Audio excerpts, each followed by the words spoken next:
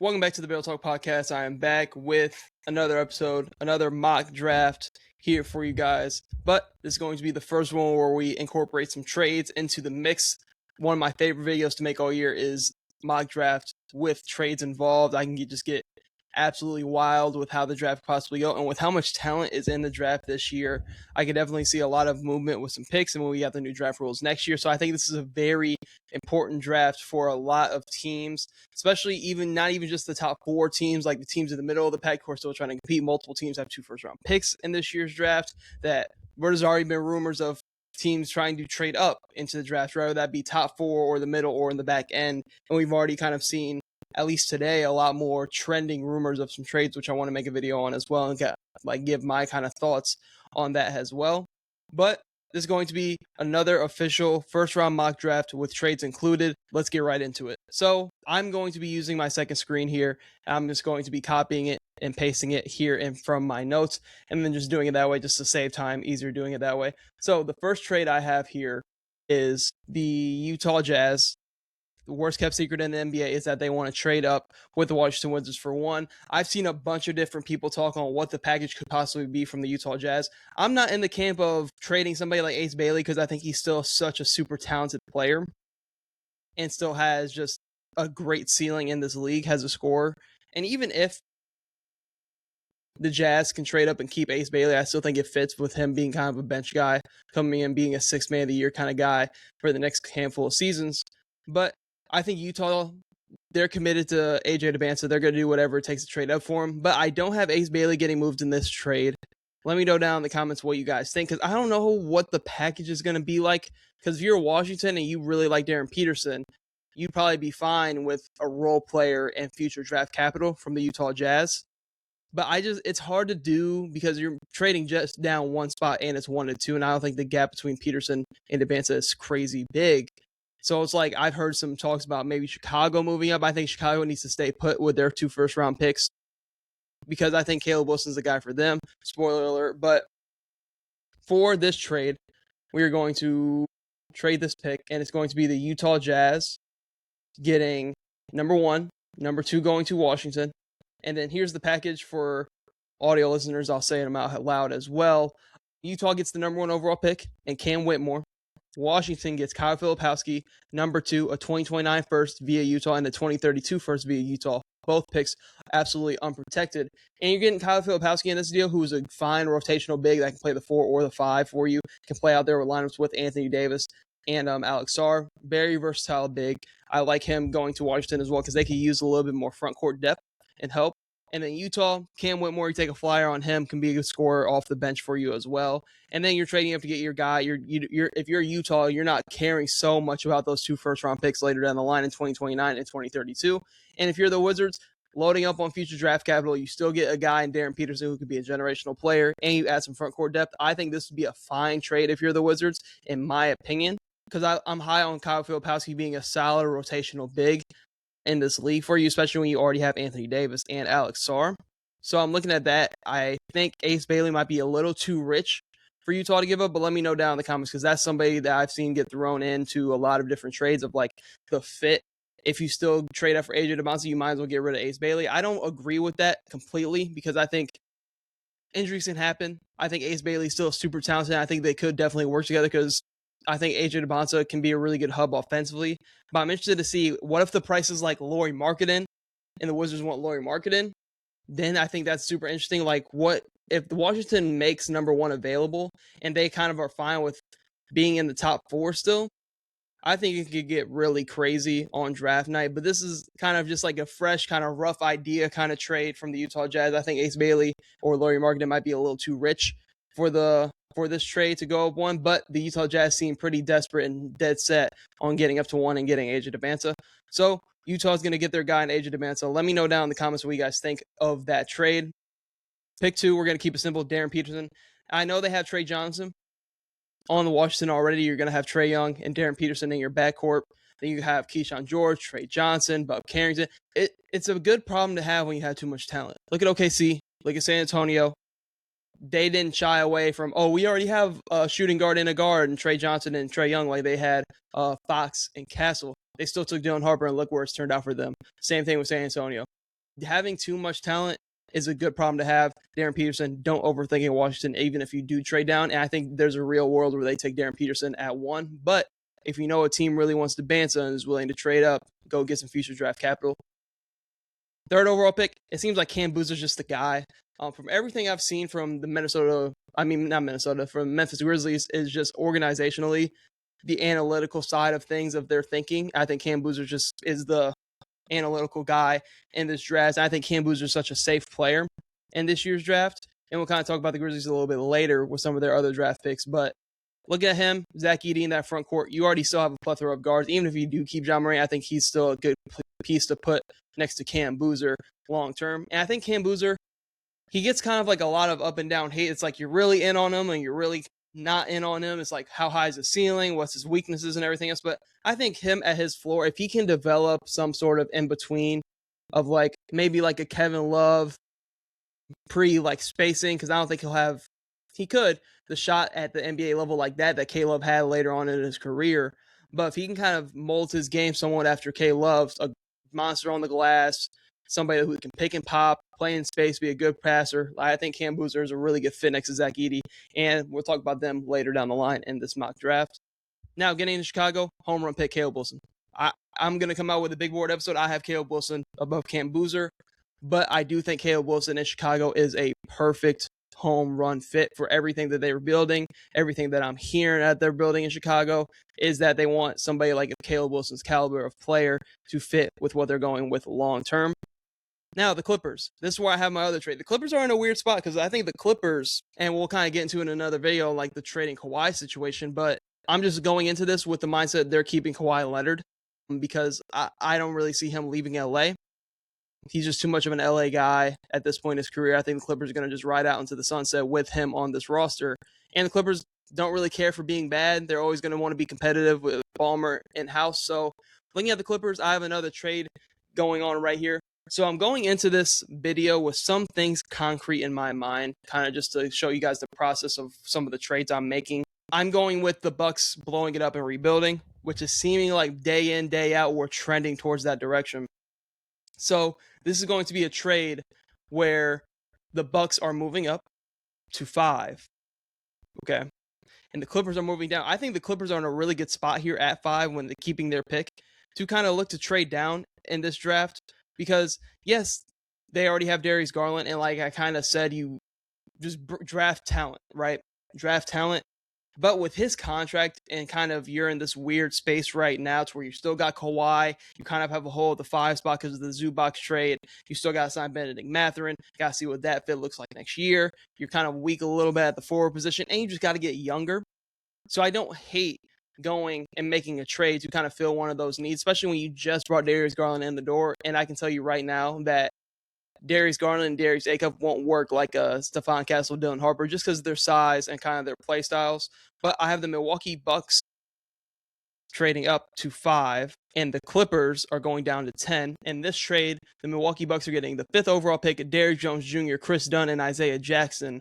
And the LA Clippers are getting Miles Turner, who just signed the extension last offseason with the Milwaukee Bucks, and the 10th overall pick. So essentially, if you're the Clippers, you're keeping Kawhi Leonard, and you're still trying to get into this window where you're competing to make the playoffs every single year. You're getting a floor spacing 5 in Miles Turner. That can be a really good rim protector off a down year. So they're buying low on a kind of a down year asset here in Miles Turner and trading down and getting out of kind of the Darius Acuff sweepstakes. There's a couple teams, I know Sacramento's big time as well on trading up for Darius Acuff at 5 for the Clippers. That's kind of the rumors that I've been seeing go around as well. But I do think Milwaukee dangling Miles Turner, if they go the route of we're moving Giannis, we're looking to trade up for our next superstar guard and Darius Acuff, I'm perfectly fine with that. And I think Miles Turner is better suited for the Clippers than pretty much anything you can really get from Sacramento Kings. So I think this is a really good deal. If you're the Milwaukee Bucks, you're going to take Darius Acuff here. And now you're looking at Darius Acuff, Ryan Rollins. You can flip Derrick Jones Jr. You have a nice backup guard in Chris Dunn. You have a nice front court player in Isaiah Jackson. And now you have Darius Acuff to lead this team into the future. Him and Ryan Rollins is a very fun, exciting backcourt going forward. And I think he's one of the guards in this draft. I know there's a lot of good guards. None of them give me the same superstar feel like Darius Acuff. I think that could be the thing that kickstarts this Milwaukee Bucks rebuild and whatever they get for Giannis is having Acuff and Ryan Rollins in a backcourt, solidifying the backcourt for the future. And whatever you get from the Giannis trade, I think is going to be a very good selection for you here at 5 for the Milwaukee Bucks. I think this is a really realistic trade. I can see the Clippers trading with the Bucks, who could possibly trade up depending on their direction, or the Kings possibly trading up with the LA Clippers. Now getting into Brooklyn with the 6th overall pick. This is an interesting spot. I think Mikael Brown Jr. easily goes here. Pure floor general at 6'5". His size, I think, could fit perfectly with the Brooklyn Nets and what they have going on. And I know he had the back issues at Louisville this year, missed out on the tournament, but his upside has just a pure floor general that can score the basketball all 3 levels. As long as the backs thing checks out, I really like Mikael Brown's fit in Brooklyn. Now, Sacramento Kings, they miss out on their guy in Darius Acuff. So I'm sitting here on draft night. If they miss out on their guy in Darius Acuff, I don't really like Keaton Wagner here. Kingston Flemings could be cool here, but I think that's kind of a little bit repetitive. Kingston Fleming's a better player than Devin Carter, but I think there's 2 similar archetypes of players that you're going after. And I'm looking at this Kings. They got to get younger because they don't really have that young star guy. So they're kind of really fluctuating this roster all up around. So this is what I'm doing. I am doing a rumor that has been well documented is the OKC Thunder trading up, packaging 12 and 17, and they're also going to throw a 2028 first from the Dallas Mavericks, who could be an interesting pick. I know they have Cooper Flagg and Masai Ujiri running the show now, but the OKC Thunder has been documented to want to trade up and package those 2 first-round picks to get into the top 10 or even closer to the top 4. But in this trade, I have the OKC Thunder acquiring the 7th pick from the Sacramento Kings. The Sacramento Kings get 12, 17, and a 2028 first-round pick via Dallas. And then with OKC Thunder on the clock, they're taking the day tomorrow. Chet Holmgren could be out the door this offseason. They're still in the playoffs by the time you're seeing this recording. Game 5 will be happening in OKC, tied up 2-2. So looking at this, he could be a perfect Chet Isaiah Hartenstein replacement, because you're going to have to start looking at your team financially going forward with Lou Dort, Isaiah Hartenstein, Aaron Wiggins. Like, you're going to have to start kind of cutting some costs, and I think a Damar and packaging up some of this draft capital to give him an Isaiah Hartenstein replacement who's probably a better rim protector than Isaiah Hartenstein going forward, and can still kind of give you some of the passing and playmaking aspects that Isaiah Hartenstein does give you going forward. And a Damar, I think, is be a great fit for OKC as well. So they trade up and package their picks there. Now we got the Atlanta Hawks on the clock here at 8. Kingston Fleming's home run pick here for them. I think they're another Damar team as well, but we'll talk about them later down in the draft because they also have another first rounder this year. But I think Kingston Fleming's is a perfect guard to put on this Atlanta Hawks team with what they're currently building. Now getting into Dallas Mavericks, I think this is a perfect Keaton Wagner spot because now with Jason Kidd out of the door, I'm so interested to see how the next coach utilizes somebody like Cooper Flagg going forward. And I just never think you can go wrong with a really smooth, fluid combo guard that can play the 1, play the 2. Who knows if Kyrie Irving is still on this team next year? But I think Keaton Wagner can be a perfect balance and backcourt mate with Cooper Flagg. If you want to run Cooper Flagg at the 1, have the ball in his hands, be more of a point forward role, which is a lot what we saw this year. But I think Keaton Wagner would be a really good selection for the Dallas Mavericks. Now we got the Clippers at 10. So now I'm looking at this team with Darius Garland, Kawhi Leonard, probably Benedict Mathurin. Yes, you lost Derrick Jones Jr., but you brought in Miles Turner. We're going to go ahead and get Yaxel Lendenborg, a perfect wing that can play on this team. Finally getting younger at that position. Yaxel Lendenborg can guard multiple positions on the floor. Probably the most NBA ready guy that's not in the top 4 right away. Yaxel Lendenborg, give me him to the Clippers. Now, Golden State on the clock. Give me Braden Burries. I know Golden State is trending in the direction a lot of people think they're going to be willing to trade this pick for a bigger star this offseason. But I did see Steve Kerr, and kind of take this with a grain of salt, give kind of like a press conference when he said he was coming back to the Golden State Warriors, that he is all in on the development of whoever they draft at 11 this year. I think it's a good add in somebody like Braden Burries. Ton of Derek White comps out there, somebody who can be a really do-it-all kind of guy. And when you're now down Moses Moody, who was kind of that for you, somebody that could defend, shoot the ball, play in the system, I think Braden Burries can do that and a little bit more. I think he has a way higher offensive ceiling than somebody like a Moses Moody, but you'll eventually get Moses Moody back and Jimmy Butler back. I think Braden Burries, now with Will Richard, who you drafted last year, I think would be 2 really good additions to that guard rotation. And I think Brandon Berry is just a really good, versatile guy in this system with Golden State. So we're going to take him at 11 and have them stay pat. Now, the Kings, right here on the clock. Now you have 2 first-round picks in this year's draft, which I think helps you a ton. Interested to see where we could go here, because the Kings are one of those teams where it's like they can go a couple different directions here at 12. Like, because they don't really have that young, like, cornerstone piece. Like, I like Devin Carter. He was dealing with some injury stuff coming into his rookie season. You still have Keegan Murray. You extended him. You can still keep Sabonis. I think Sabonis gives you still a good floor.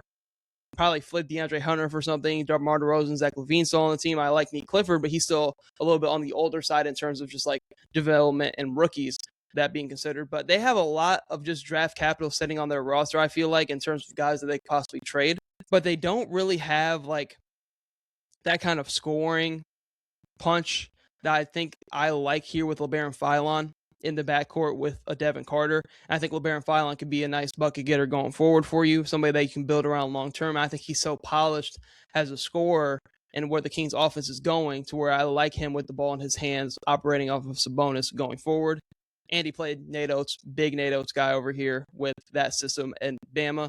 So Miami Heat, this is where I have a trade. This is kind of a clean-cut, simple idea. Obviously, probably more would be included in a trade like this of this caliber. But I have Memphis and Miami making a move here, swapping their picks of 13 and 16, and Tyler Hero will go to the Memphis Grizzlies. John Morant will go to the Miami Heat. I think 2 guys that I think still have a ton of value in this league. Just need a change of scenery. I think John Morant going to Miami, perfect place for him to be with Eric Spoelstra and that culture that they have over there with Bam Adebayo, Khalil Ware. You have still the 16th overall pick, and you possibly have the idea of bringing back Norman Powell in this deal as well. But Memphis moves up to 13 because I think Nate Ament is a guy that they really would go after. And I don't mind them doubling up on front court play because you have a ton of guards over there in Memphis. Even when you do move off John Morant, you still have Ty Jerome, Sky Pippen Jr., Cam Spencer. Now in this trade, you add Tyler Hero. So I don't mind them adding some front court help because Zach Edey dealt with his injuries last year. Cam Boozer, Nate Ament, you can slide to the 3 and have this jumbo lineup. You still have Santi Adama on this team as well. But I think Memphis and where they're going in this kind of pace and space play that they're adopting, I think Nate Ament is a perfect guy to kind of develop. And he is a developmental guy. But I think this is a good spot for Nate Ament to go if he's going to go in this lottery range. Now, the Hornets. This is a tough one because I've seen a lot of like possible Morris Johnson, Jane Cortance, but I think Morris Johnson is a little too similar to like a Diabate in a way. I think Morris Johnson has a higher ceiling, obviously, but I think they're just too similar in archetypes. And I want to see them go a different direction. I'm going to go Dalen Swain here because I think they need a little bit more of a slashing presence on the perimeter, getting downhill, somebody that can defend multiple positions. I think he'd be a great Swiss Army knife guy on this team. And you also have another first-round pick as well and a couple picks here. So, like, Dalen Swain, I think, is a really good option for the Charlotte Hornets going forward. Chicago, up with their next pick. This is where I have another trade. I think with Chicago and what they're building, this whole roster is going to get turned around this offseason. They want to get Chicago back to competing. And I think a trade that could definitely help them is getting a go-to scoring punch offensively that has shown that he could do an absolute lot on this team, being the number one option. Not saying he's winning you a championship as the number one option, but I do think he still has number one option potential, still very young. I'm going to go ahead and plug this trade in right here. And this is also another rumor that this team that we're trading with is trying to trade up into this first round and get a guy in this first round. So we're going to be trading with the Phoenix Suns, and we are going to be sending pick 15 to the Phoenix Suns. And in trade, we're going to be getting back pick 47 in the second round. And this trade is going to be the Phoenix Suns getting Josh Giddey, Trey Jones in the 15th overall pick, and the Chicago Bulls getting Jalen Green, number 47, and a 2032 first-round pick, top 4 protected from Phoenix. I think this is great value for Chicago because I think Jalen Green fits more of what you want to do going forward than Josh Giddey. And you get Jalen Green on a team where you just had Caleb Wilson, so you're not relying on Caleb Wilson to do boatload of the scoring because you have Jalen Green for that now. And now you have a core of Jalen Green, Caleb Wilson, you have Noah Essengate, you have Montes Buzelis. Like, you still have to address the 5 spot, but you have the cap space to go do that in free agency. And this doesn't kill you cap-wise. And if you're Phoenix, you already won to trade into the first round. getting somebody like Josh Giddey, a point guard with size that allows you to slide Devin Booker back to the 2, Colin Gillespie, who's your backup guard, is a free agent this summer. Adding somebody like Trey Jones, who is a less of a shooter, offensive player, but better defender on this team, and you add the 15th overall pick. It might be a little too much in this package for the Phoenix Suns to get Giddey, Trey Jones, and 15. Maybe the Phoenix has to throw in another first, or maybe they have to throw somebody like maybe Rasheer Fleming, which I wouldn't be mad at. But looking at this trade, let me know down in the comments what you guys think. I think this is a fine trade for both sides. I think Jalen Green's fit in Chicago would be a really good fit for him. And then Morris Johnson goes to the Phoenix Suns. I think they're going to let Mark Williams walk this free agency cycle, especially if they do a trade like this to add Morris Johnson to that front court with Kaman Maiwat going forward. Now, Miami, back on the clock. They trade down and go to 16. They're in an interesting situation here because I think this would be a perfect situation for somebody like Cameron Carr. Cameron Carr, combine standout from everything I've heard and seen. Cameron Carr, tons of offensive potential and upside on this team. I think Miami will be a perfect spot for him going forward in this year's draft. Now looking at Sacramento Kings, you had LeBaron Philon at pick 11, or not, pick 12. Go down. Yep, you had LeBaron Philon at pick 12. Now you're in a situation to where you can kind of go a number of different ways. But I think you go Kareem Lopez here because he kind of gives you somebody that is raw coming into the league, but has high upside and is actually on the younger side. Even LeBaron Philon a little bit on the older side in terms of draft talk. But Kareem Lopez, it gives you a high upside swing at a guy that could desperately help Sacramento because they just don't have anybody like that on their roster right now. So if you're Sacramento and you don't get your guy in Darius Acuff, I'm fine with you trading down and adding Kareem Lopez and LeBaron Philon to give you a more solidified, stronger young core. Now you have Lopez, Philon, Carter, Nick Clifford, and Keegan Murray. I like that a lot going forward, especially if you miss out on Acuff. Now, if you have the ability to trade it for Acuff, go get Darius Acuff. But if you don't, and somebody outbids you, or the Clippers take him, or somebody trades with the Clippers with a better package than you can provide, I would be fine trading down with OKC here in this year's draft. Whether that be you get Kareem Lopez, LeBaron Philon, you can go Cam Carr, and then Kareem Lopez. You can go a number of different ways. I think the amount of talent that is in the middle portion of this draft is elite. So getting back to the Charlotte Hornets, you just took a swing on Dalen Swain, but I do like you adding another big man to this world. But I'm going to have you go Chris Sinek because I think with the world that they're building in Charlotte, spacing, pace, LaMelo Ball, Con Knipple, Brandon Miller getting a ton of threes up, they don't have somebody of the caliber at the 5 spot of being able to space the floor. I think Chris Sinek can do that a ton, and he can be out there with Diabate. So you have more size in this year's draft. You're getting a slashing NBA plug-and-play guy in Dalen Swain, and now at 18, you're getting Chris Sinek. I think that's 2 home run picks for what they're building in Charlotte. Now, stay with me. I wanted to cook up a crazy, crazy trade in this episode. Stay with me. I have a 3-teamer. Includes the Toronto Raptors, the Denver Nuggets, and the Detroit Pistons. I'm going to put this trade right here. I'm going to have to copy and paste it a couple times. But in this trade, I have the Denver Nuggets trading up to 19 and keeping 26. And in this trade, the Toronto Raptors are going to get Jamal Murray, Karis LeVert, Jonas Valanciunas, and pick 21. The Denver Nuggets are going to get Emmanuel Quickley, Marcus Sasser, Isaiah Stewart, 19, and a 2028 first from Toronto. And the Detroit Pistons are adding Brandon Ingram, giving up their pick to the Toronto Raptors, who are now moving down 2 spots to 21 from 19, and getting a co-star next to Brandon Ingram for the future. I have the Denver Nuggets getting a first-round pick unprotected from Toronto because you could say they're getting the best overall player in this deal. And Jamal Murray, you throw Denver Nuggets, another pick in this year's draft.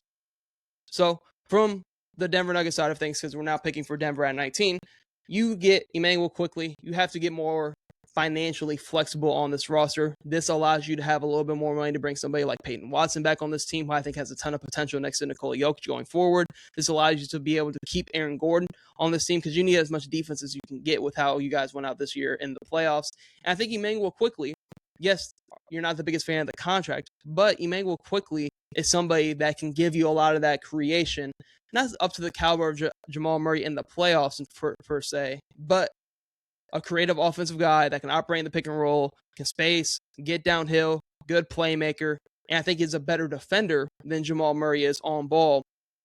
And I think Emmanuel quickly can still give you, I think, 60%, I would say, of what Jamal Murray gives you, but he allows you to get more financially flexible and gives you another scoring option on the perimeter. Now this allows you to bring back somebody like Peyton Watson, and now you have 2 first-round picks. Since you're giving up the best player in this deal, you get now 19 and 26.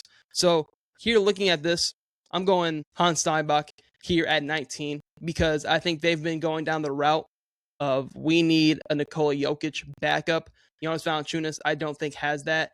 And yes, you're getting Hans Steinbach, somebody who can really do a little bit of everything. Probably one of the best pure rebounders outside of Cam Boozer in this year's draft.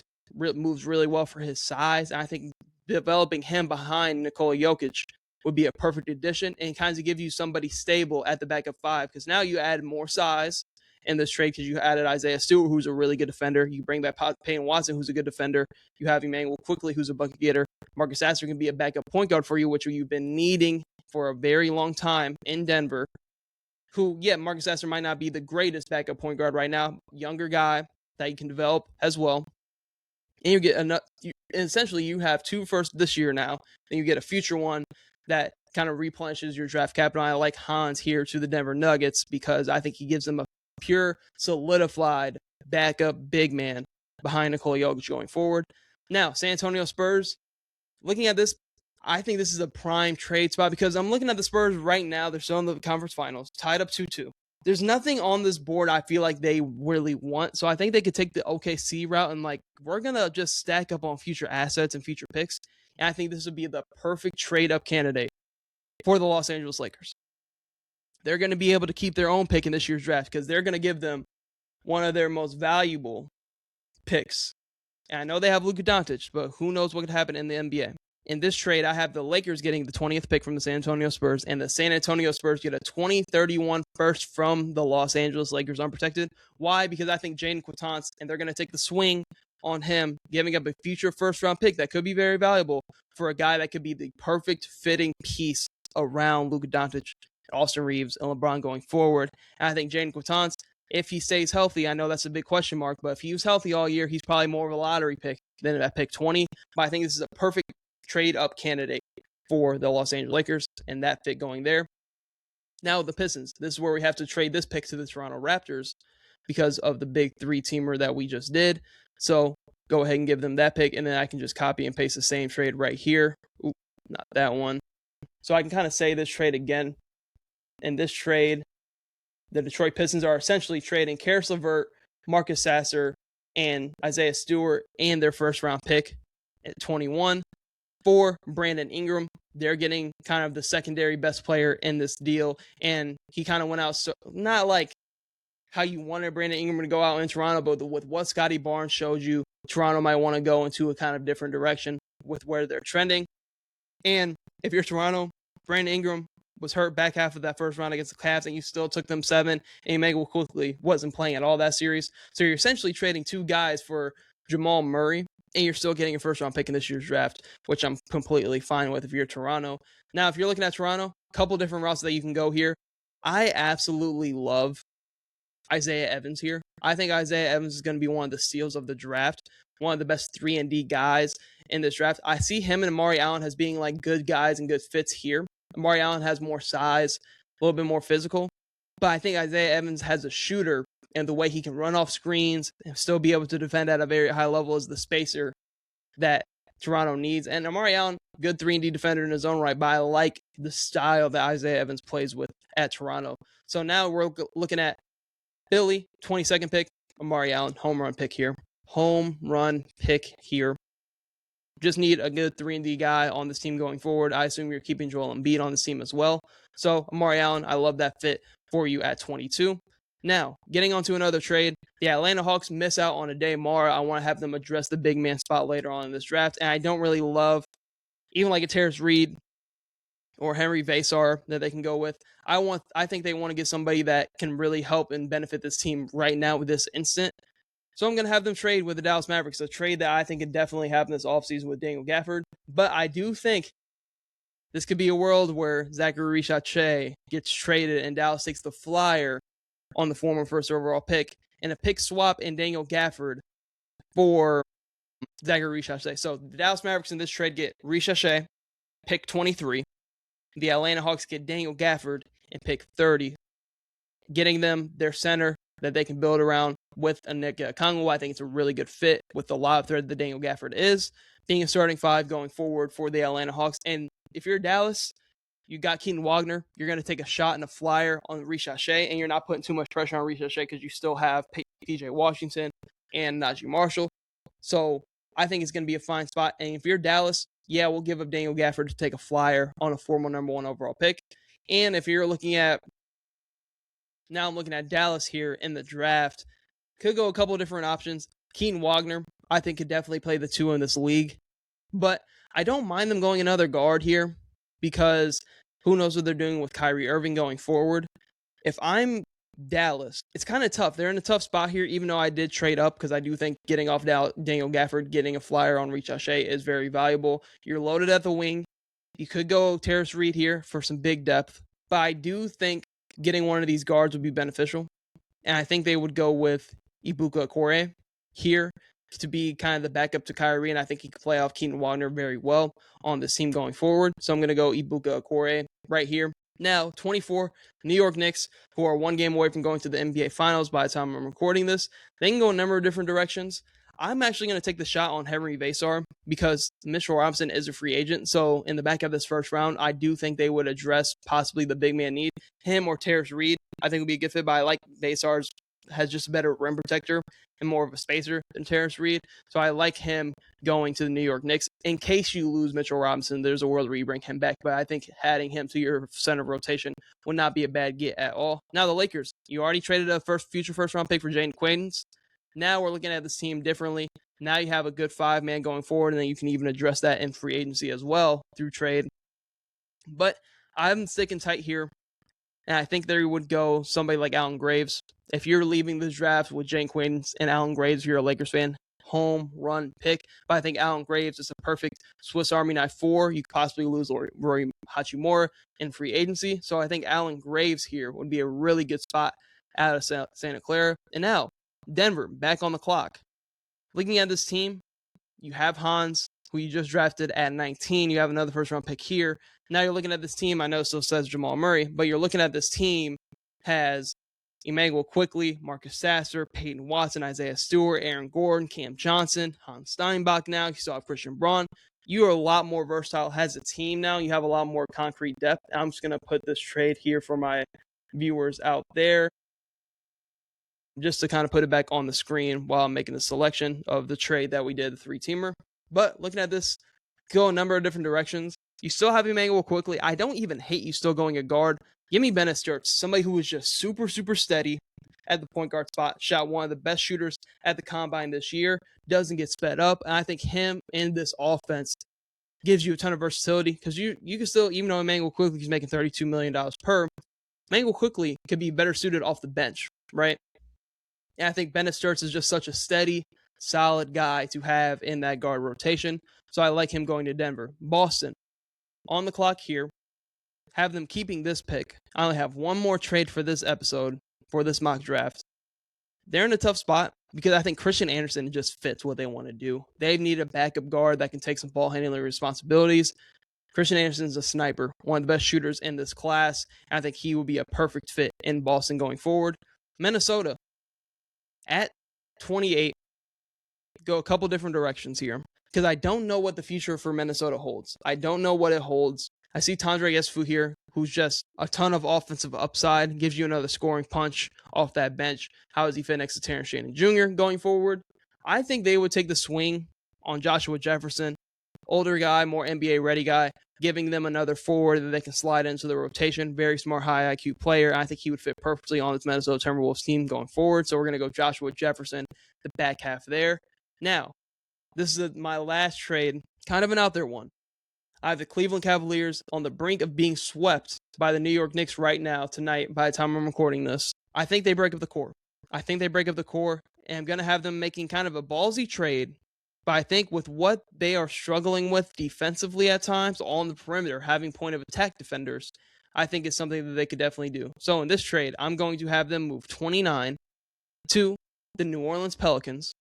And in return, they're going to get 58.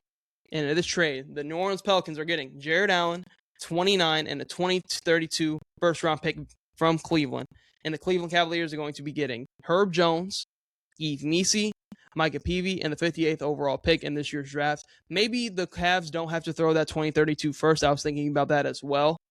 Maybe Jared Allen and 29 is enough to get Herb Jones, but from everything I've heard, it's going to take multiple firsts to get somebody of Herb Jones' caliber. I don't know. In this episode, while you're watching this, I'm going to take out this 2032 first because I don't think they're going to be needing to throw that in here, giving the Pelicans Jared Allen, the big man that they kind of been needing for some time, an athletic big that can just rim run. Jared Allen's still a fine big man in this league. I think it's time for a new start in Cleveland. And I think moving Mobley to the 5 might possibly open up this offense a little bit more. And getting Herb Jones and Yves Missi, who can be a rotational big for you as well, and 58. I think Herb Jones can give them the point of attack defender that they've been needing in Cleveland for some time now. And now you can go into next season with Harden, Mitchell, Herb Jones, Evan Mobley. You still have Yves Missi. You still have Jalen Tyson. Bring back Dean Wade. You still have Max Strus, Sam Merrill.